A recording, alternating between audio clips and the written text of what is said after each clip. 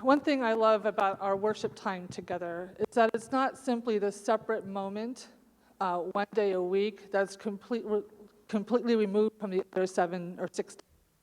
It is born of the life that we have 24/7.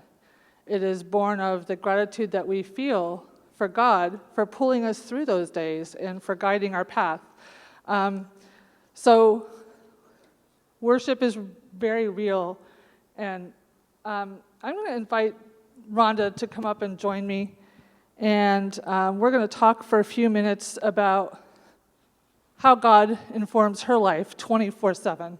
Rhonda, you've been with us for a while, but I know you've lived a pretty full life way before we ever met you. So what can you share with us about who you are? Wow, that's a cosmic question. In my early years, I was confused a lot about who I am and what I am. I knew from the age of 4 that I was different. And I had a hard time accepting the difference.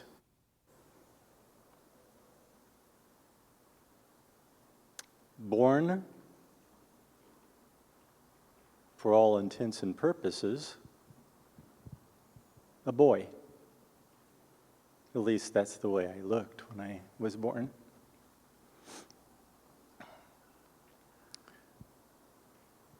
But I didn't feel like a boy as I grew up. I felt like a girl. Had a hard time with it. And as I realized what society expected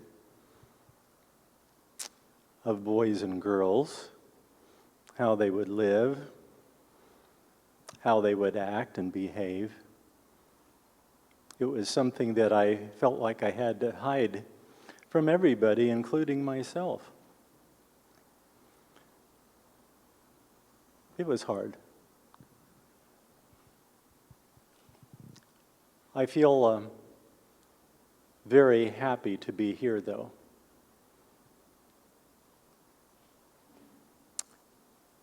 I grew up in a Seventh-day Adventist home, and it was kind of a split home because my father was an Adventist, my mother was not. He took us to Sabbath school and church, and I experienced the love of God very early in my life, but I wasn't really a converted Christian. I was baptized at the age of 14, more because that's what kids my age were doing at about that time than anything else, I think. But I had opportunity to go to one of our Adventist academies at the age of 15. So 11th and 12th grades, I got a good Seventh-day Adventist Christian education, at least for 2 years. Before that, I had not had anything but public school. But that changed my life a good deal in many respects, but still didn't change who I am basically as far as my feelings of gender. After I graduated, I attended a 2-year public college, and I had some really hard times with my college professors who were deist or agnostic or atheist. It brought me to a point in my life where I was really searching my own feelings and beliefs. My faith was challenged, And I had to kneel down in prayer and ask God to do something for me. And a miracle happened that changed my life totally after that point in time. I can't go into the details because it would be much too long. But I'm absolutely 100% convinced that it was a miracle that made me never, ever question the existence of God. Not just of the existence of God, but the existence of a loving, caring God. And I've carried that with me until this day. I think something I've always appreciated about you, when I say always, since we've met, is your assurance in God and His love for you. Was that something that you always felt, or did you ever question that? I don't think I really questioned it until I got into college and I began to wonder, wow, all of my professors had PhD degrees, and I thought, wow, these people are very learned and smart individuals. Maybe I need to question my own beliefs a whole lot more. And because I did, honestly, my faith grew after the miracle. And I had no trouble going to the public library, checking out all kinds of books on philosophy and religion and science, geology, biology. And I've always had a lot of curiosity about nature. I guess that's the reason why after that I decided I wanted to become a teacher. And I did indeed become a teacher. I went to Columbia Union College in Tacoma Park, Maryland, and finished up my college education there with a major in biology, minors in chemistry, and secondary teaching and education. Altogether, I taught for 23 years in Seventh-day Adventist junior academies. You might wonder, since I had this marvelous miracle at the age of 17, where I was asking God for help, if that would change anything about, or if I would be given any instruction about who I am or what I am as a transgender person. And I was still hiding it from myself and everybody else up to this point. But no, there was nothing. There was no communication to me that I needed to do something to change. But I felt it anyway. I felt like, oh, this is so unusual. This is strange. This is not, quote unquote, normal for someone who's born male to grow up and feel female. But there was no communication to me telling me that I needed to change that, even though I felt like I needed to. So somewhere along the line, you connected with this community, with that life behind you or a part of you.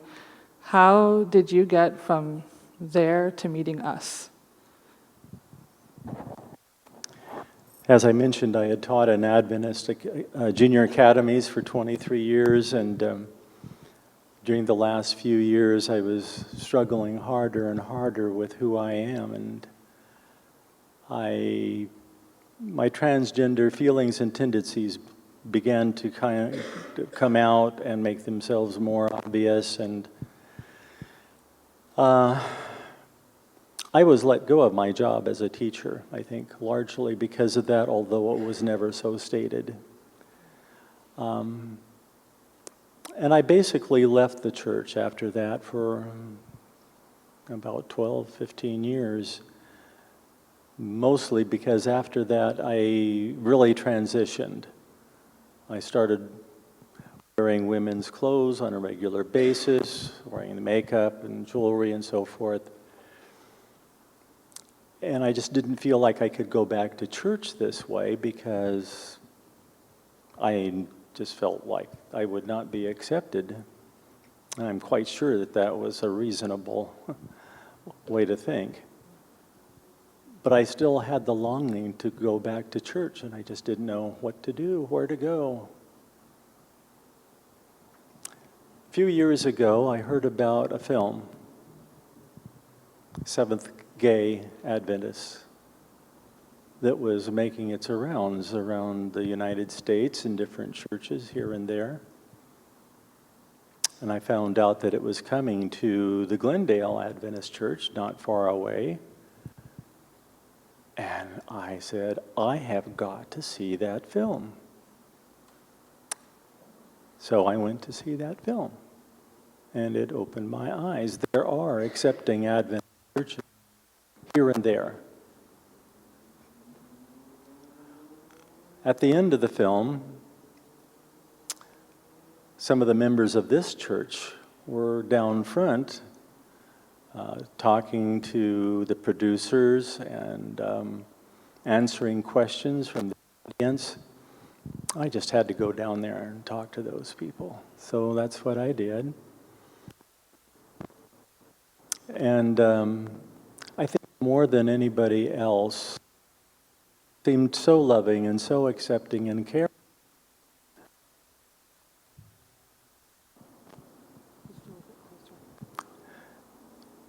Did not seem to mind that I was there, even though I looked pretty much like I look right now, were Cherry and Nathan Blue. And they just seemed to be such loving, caring people. I said to myself, I have got to go to that church, wherever they are. I found out that they were members of this church. And I think it was a week or two later, I came through the front door, walked down to the third pew from the front on that side, right behind the Salvadors. And they turned around and greeted me. And I just felt like, wow, this is where I need to be. So you visited us for your first time, and here you still are, a couple years later. What is it that made you stay?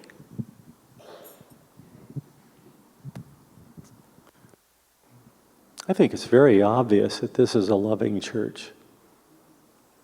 This is a church that does not care what color your skin is, your nationality, your religious beliefs, your political affiliation. All those things don't matter. What matters is you're a living, breathing human being, and we want you to be here. That's the way I felt when I came in. That's what I see still going on. God is love, and where love is, that's where God is, and it's where this church is. This is where I want to be. And I'm very glad that you joined us. For those of you who don't know, Rhonda is one of our newest elders here. And for those of you who the word elder doesn't mean anything, it is a word that has been used to describe members of a congregation that have committed themselves to ministry alongside of all of us, and to really commit a lot of their time to paying attention to the needs of each of us in a really dedicated, focused, purposeful way. And it's not something random that happens, something where you feel called by God and people recognize that. And I think that Rhonda exemplifies a person who really shares her heart with people and has a desire to see others get to know God, which can be a challenging journey sometimes. So, Rhonda, I think that you're someone that is very focused on, you're very focused on why you're here. You live a life of purpose. that's born out of your own challenges. And so what can you share with us about what you think your purpose is, and how does that connect with life here in Hollywood?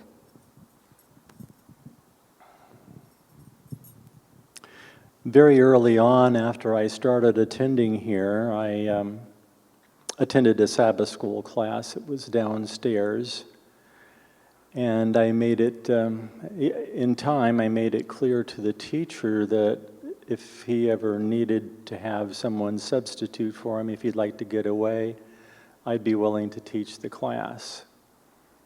And not long after that, he indicated that he was going to be leaving and not coming back, and invited me to take the class basically on a permanent basis. And so he offered it to me, and I agreed. Over a course of several months later, the other Sabbath school class, which was just across the way, the young people's class, invited me to come and join with them to be one of the teachers there, and we've kind of stayed pretty much together after that. Three of us, Eugene, Kirsten, and myself, sharing the responsibility of teaching that underground Sabbath school classroom.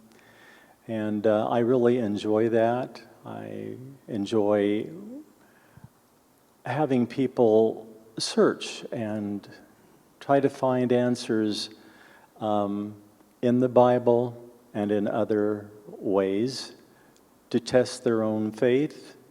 I called my class originally Faith Builders. To me, in order to build your faith, it's important to tear down misconceptions of what faith is and what it's all about. And sometimes it's really hard to let go of something that just doesn't work and doesn't really make sense to yourself even. My purpose and direction in life is to try to help people find themselves, find their true selves and their destiny and their goals, and not just for themselves, but for God. One of the things that I do as a personal mission project is I started a Facebook transgender support group. That's been, well, that was back in the middle of July of 2012 when I started this group.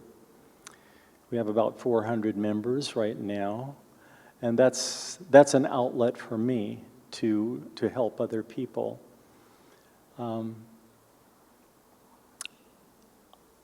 I don't know the full direction that my life is going to take, but I enjoy serving in whatever way I can.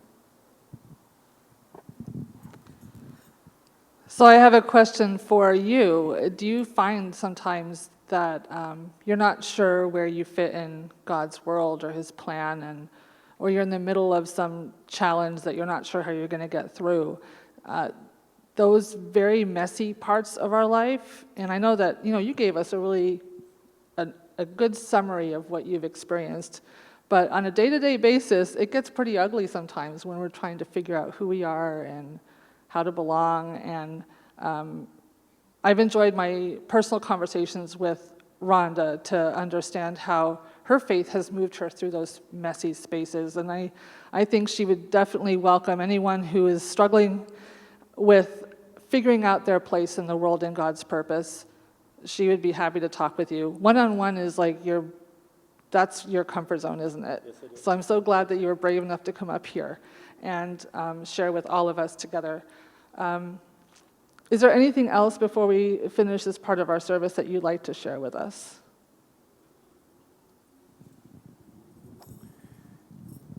The only thing else that I would say that I'd like to share is that it's so important to be honest with yourself. I think all of us wear masks. We make pretense about who we are at times because we're afraid We have fear that the world will not accept us as the people that we really are inside. I think it's so rewarding and relieving to come out of the closet. And each of us may have a closet to come from. Thank you, Rhonda.